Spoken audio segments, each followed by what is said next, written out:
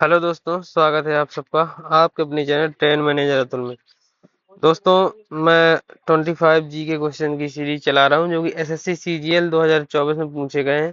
देखिए, जितना समय मिलता है मैं उतना आप लोगों के साथ समय व्यतीत करने की कोशिश करता हूं वीडियो के माध्यम से। तो वीडियो में आगे बढ़ने से पहले आपसे एक रिक्वेस्ट है, अगर चैनल अभी तक सब्सक्राइब नहीं किया तो सब्सक्राइब कर दीजिए, बेल आइकन को प्रेस कर दीजिए। चलिए करते हैं शुरुआत। अपना पहला क्वेश्चन आपके सामने है। भारत में निम्न में से किस प्रकार की बेरोजगारी तब पाई जाती है जब लोग एक वर्ष की एक निश्चित अवधि के लिए पर्वतीय क्षेत्रों में पर्यटन रिजॉर्ट्स और विभिन्न पर्यटन संबंधी गतिविधियों में कार्यरत होते हैं, लेकिन ऑफ सीजन में बेरोजगार होते हैं। मतलब जब सीजन होता है उनका, सीजन के अनुसार काम मिलना, ये कहलाता है मौसमी बेरोजगारी। ठीक है। जब कोई सीजन होगा, जैसे विवाह का सीजन आ गया तो कैमरे वालों को काम बहुत अच्छा मिलेगा। अगर शादी विवाह खत्म हो गए तो कैमरे वालों का थोड़ा काम डाउन हो जाता है।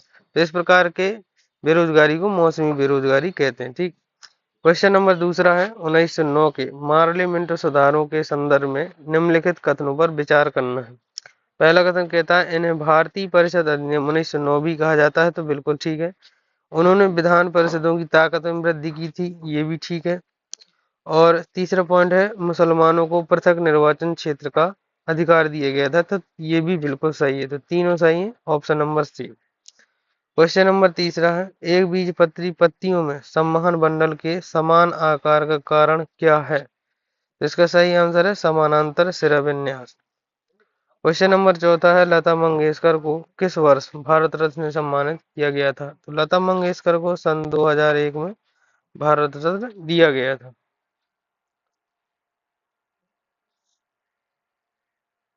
क्वेश्चन नंबर पांचवा है, पौष मेला निम्नलिखित में से किस भारतीय राज्य में मनाया जाने वाला एक अनूठा त्योहार है? तो दोस्तों, पौष मेला पश्चिम बंगाल में मनाया जाता है। क्वेश्चन नंबर छठवां है, राजस्थान के निम्नलिखित में से किस जिले में बारचन पाए जाते हैं? यहाँ पर इसका सही आंसर है जैसलमेर। जैसलमेर में पाए जाते हैं बारचन। अब बारचन क्या है, ये आपको कमेंट बॉक्स में कमेंट जरूर करना है। क्वेश्चन नंबर सातवां है, निम्नलिखित में से कौन सी परिभाषा माइक्रो फाइनेंस की अवधारणा का सर्वोत्तम वर्णन करती है? तो माइक्रो फाइनेंस, देखिए तीसरा पॉइंट ठीक है, वह ऐसी बैंकिंग योजना जो उन बेरोजगार या कम आय वाले व्यक्तियों या समूहों को प्रदान की जाती है जिनके पास अन्य वित्तीय सेवाओं तक कोई पहुंच नहीं होती। माइक्रो फाइनेंस मतलब छोटी छोटी ऋण लेना, या जो ऐसे व्यक्ति या ऐसे संस्था या ऐसे उद्योग जो छोटे छोटे ऋण लेते हैं और उनका यूटिलाइजेशन करते हैं, तो माइक्रो फाइनेंस की श्रेणी में वो आ जाता है। क्वेश्चन नंबर आठवां है, फरवरी 1922 में संयुक्त प्रांत में निम्नलिखित में से कौन सी घटना घटी? इसका सही आंसर है चौरा चौरी। 5 फरवरी, 5 या 4 या 5 फरवरी 1922। ठीक है, 5 फरवरी 1922 अभी, लेकिन भारत सरकार ने इसकी डेट 4 फरवरी 1922 कर दी है। क्वेश्चन नंबर 9 है, सोने अर्थात दीनार और चौथाई दीनार और तांबे एक यानी एकल मूल वर्ग में सिक्के जारी करने वाला वासुदेव प्रथम किस वंश का शासक था? ये आपका सही आंसर है कुषाण वंश। जो वासुदेव प्रथम था, कुषाण वंश का शासक था, जिसने सोने और तांबे के सिक्के जारी किए थे। और सोने का कैसा? दीनार और चौथाई दीनार, तांबे का एकल मूल वर्ग का। ठीक। क्वेश्चन नंबर 10वां, एलन के नियम से हमारा क्या तात्पर्य है? तो यहाँ पर देखिए, पहला ऑप्शन सही है कि ठंडी जलवायु वाले स्तनधारियों के कान और अंग आमतौर पर छोटे होते हैं ताकि ऊष्मा की हानि न्यूनतम हो। ये किसने कहा था? एलन ने। मतलब एलन ने क्या कहा था कि जहाँ ठंडी जलवायु होगी वहां पर जो स्तनधारी होंगे उनके कान और अंग वो सभी छोटे होंगे। ठीक। ताकि क्या होता है, कान और अंग से हमारे शरीर की एनर्जी बाहर निकलती है।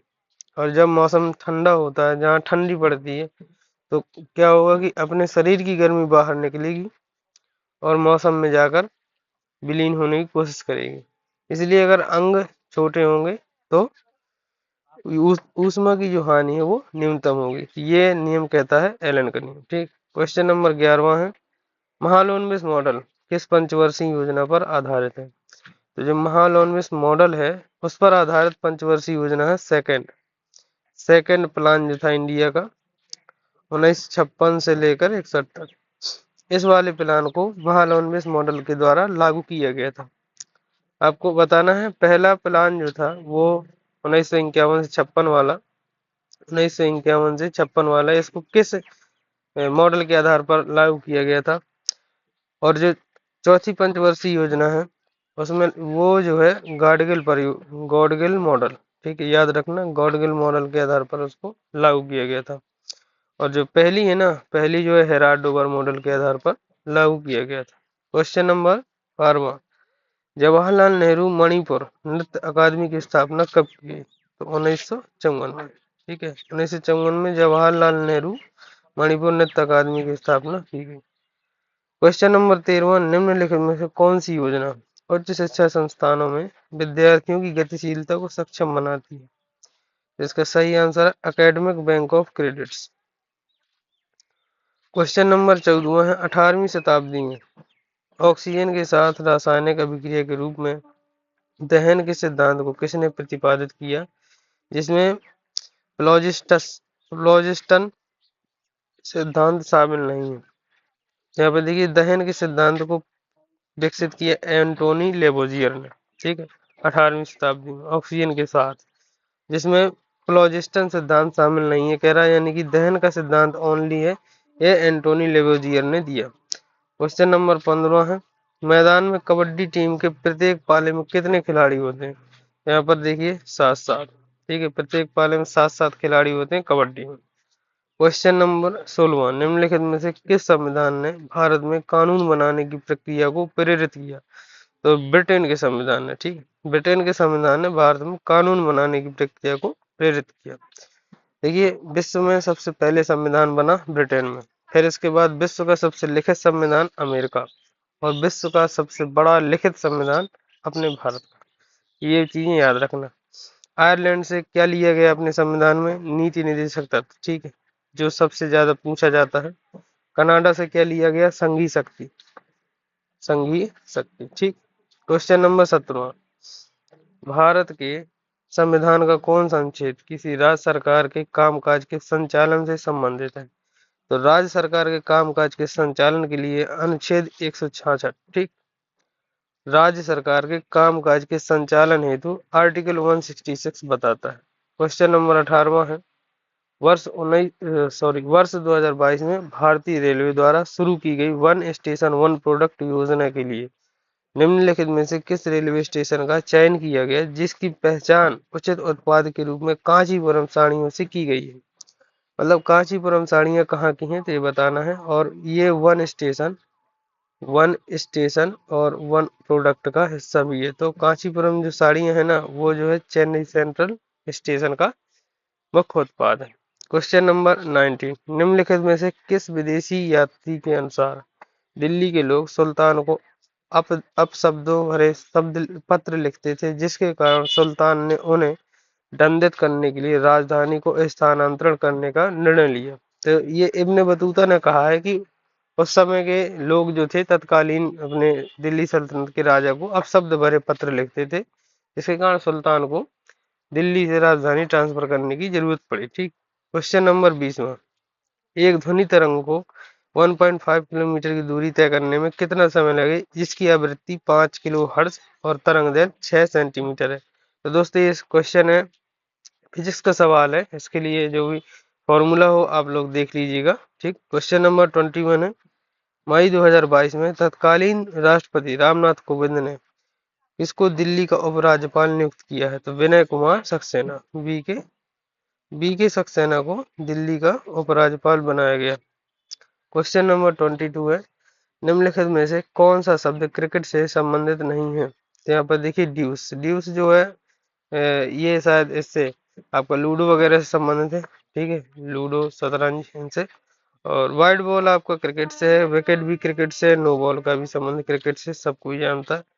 क्वेश्चन नंबर 23, भारत के किस राज्य में जल संग्रहण संरचनाओं के निर्माण के लिए नीरू मीरू कार्यक्रम शुरू किया गया? ठीक, नीरू मीरू कार्यक्रम आंध्र प्रदेश।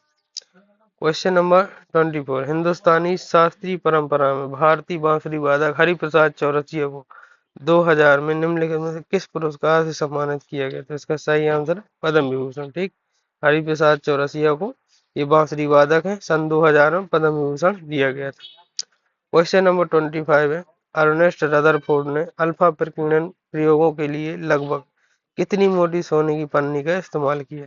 यहाँ पर देखिए 1000 परमाणु मोटी सोने की पन्नी, गोल्ड फॉइल का प्रयोग किया था किसने?